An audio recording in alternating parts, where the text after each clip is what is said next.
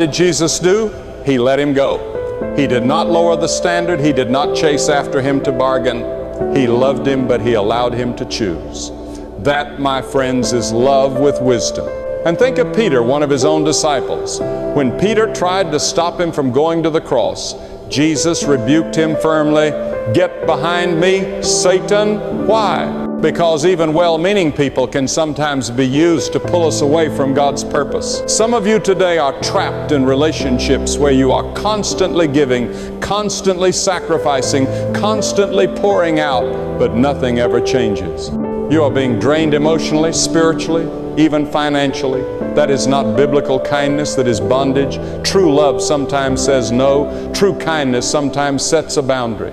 Sometimes the most loving thing you can do is walk away from a toxic situation and entrust it to God. The Bible warns us in Proverbs 4:23, above all else guard your heart, for everything you do flows from it.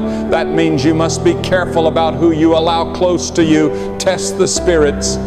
Watch the fruit. Words can deceive, but fruit never lies. Jesus warned us about wolves in sheep's clothing. They may look harmless, they may talk spiritual, they may seem kind, but their motives are selfish, and their actions reveal the truth. Now, I want to be clear, we are never excused from loving others. We are never excused from showing compassion. But love does not mean tolerance of evil. Compassion does not mean enabling sin. Kindness does not mean sacrificing your God-given purpose just to keep others comfortable. The Bible says in Galatians 1:10, if I were still trying to please people, I would not be a servant of Christ. People-pleasing is a trap. When you live for the approval of others, you lose your peace. You compromise your convictions. You drift from the calling of God.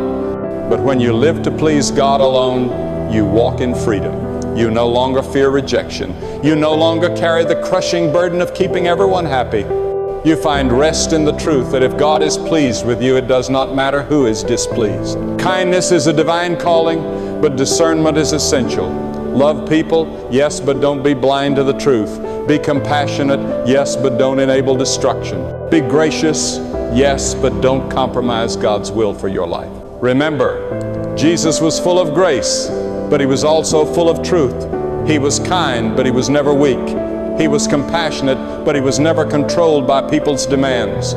He knew his mission, and he never allowed any one friend or foe to turn him aside from it. And that is how God is calling you to live today. Walk in love, show kindness, but do it with the wisdom of the Spirit. Because kindness without discernment will drain you. But kindness guided by God will change the world.